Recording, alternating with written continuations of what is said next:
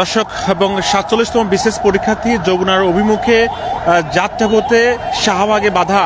দর্শক এই মুহূর্তে সরাসরি বাংলাদেশের খবর থেকে আমি মাসুদ রানা সরাসরি দেখানোর চেষ্টা করছি। দর্শক এই মুহূর্তে দেখছেন ৪৭তম বিশেষ শিক্ষার্থীরা তারা কিন্তু এই মুহূর্তে এবং শাহবাগ জাতীয় জাদুঘরের সামনে তারা কিন্তু বিক্ষোভ করেছেন।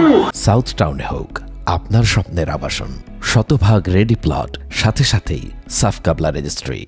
তাদের যে দাবি রয়েছে যুক্তির সময় তাদের লিখিত পরীক্ষা দিতে হবে।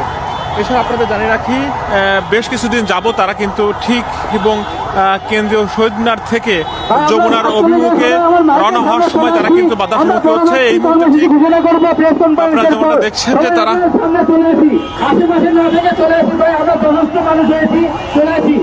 দর্শক আপনারা দেখছেন আবারও কিন্তু এবং শিক্ষার্থীরা তারা কিন্তু যমুনা অভিমুখে রওনা দেওয়ার জন্য প্রস্তুতি দিচ্ছে। আপনাদের জানিয়ে রাখি রাষ্ট্রীয় অতিথি ভবন যমুনা অভিমুখে ৪৭তম বিশেষ লিখিত পরীক্ষা শিক্ষার্থী মিছিল নিয়ে রওনা দেওয়ার মুহূর্তে কিন্তু তাদের আটকে দেয়।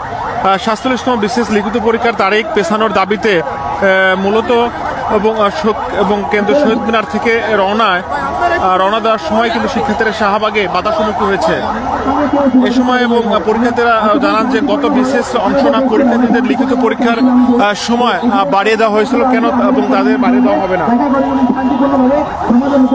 কিন্তু কেউ এই পর্যন্ত আমাদের সঙ্গে বিন্দুমাত্র কেউ দেখা করে নাই, কেউ কথাও বলে নাই ভাই। এই জন্য আমরা আমাদের কিছুক্ষণের মধ্যে আপনারা থাকেন, আমরা প্রেস কনফারেন্স করে আমরা পরবর্তী কর্মসূচি হাতে নিব ভাই। আপনারা একটু ওয়েট করেন। আমাদের ছাত্রীদের যারা পরীক্ষা সবাই আমরা আপনারা চলে আসি, মাইকের সামনে চলে আসি, আশেপাশে না ঘোরাঘুরি করে আমরা সবাই চলে আসি।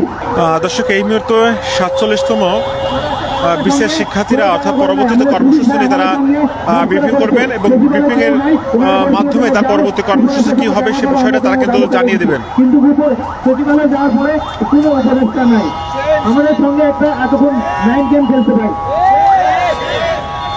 আপনারা সবাই সাক্ষী আছেন ভাই, আমরা গণদুর্ভোগ না হয় কাউকে আমরা কোনো প্রয়োগ করি নাই, কিছু করি নাই, শান্তিপূর্ণভাবে সমাধানের জন্য চেষ্টা করছি। কিন্তু উপর লেভেল থেকে শান্তিপূর্ণভাবে কোনো সমাধানের কোনো ইচ্ছাই তাদের নাই।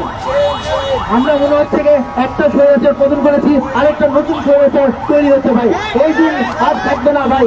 আমার যদি আত্মজিৎ দেওয়ার মাধ্যমে যদি এই স্বৈরাচার পতন করা হয়, ফিউচারে যেন স্বৈরাচার না তৈরি হয়, এই জন্য ভাই আমরা সবাই প্রস্তুত আছি এবং আমার মতন অনেকে রেডি আছে ভাই। দর্শক মূলত তাদের যে মূল দাবি রয়েছে ৪৭তম বিশেষ লিখিত পরীক্ষার এবং যৌক্তিক সময় দিতে হবে। মূলত এই দাবি নেই তারা কিন্তু বেশ কিছুদিন তারা কিন্তু রাজপথে অবস্থান করছেন এবং আজকে তারা কেন্দ্রীয় শহীদ মিনার থেকে যমুনার অভিমুখে যাত্রাপথে ঠিক এই শাহবাগের জাদুঘরের সামনে অর্থাৎ তারা বাধার সম্মুখীন হয়েছে। তারা যেমনটা বলছেন যে তারা জনসাধারণের ভোগান্তি না করে তারা কিন্তু এবং শান্তভাবে তারা কিন্তু এই তাদের বিক্ষোভ চালিয়ে যাচ্ছেন।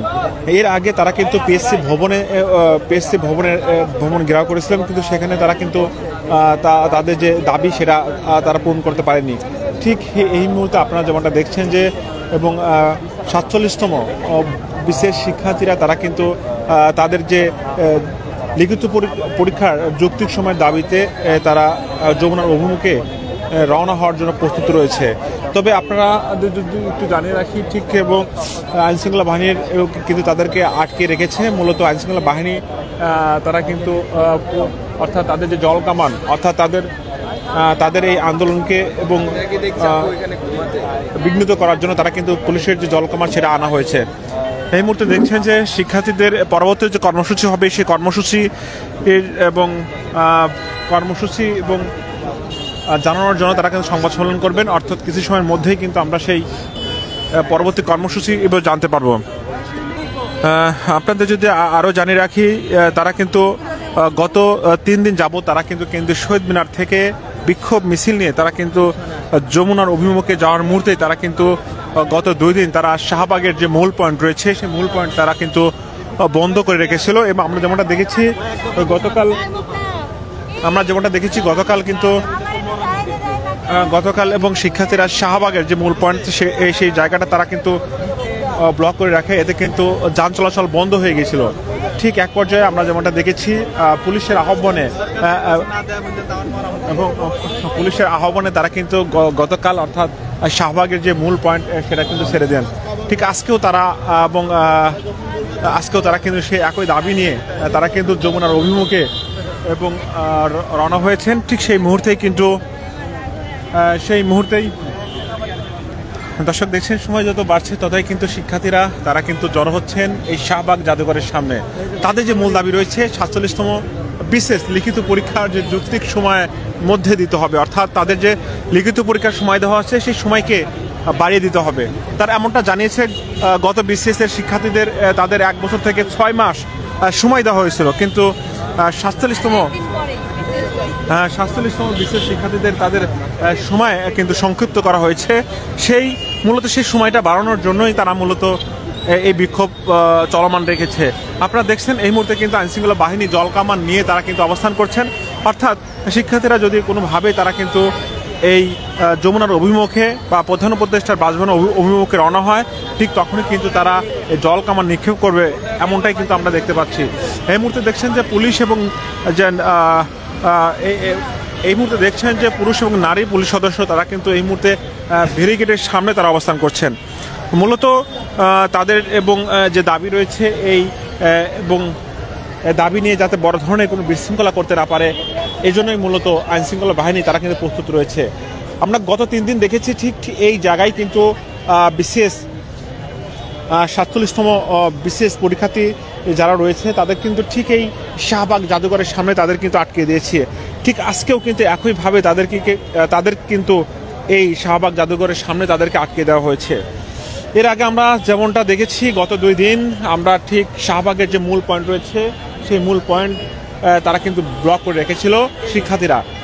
এতে কিন্তু আমরা যেমনটা দেখেছি সাধারণ মানুষ সহ এবং সাধারণ মানুষের চলাফেরা এবং ভোগান্তি সৃষ্টি হয়েছিল এবং যান চলাচল বন্ধ হয়ে গেছিল।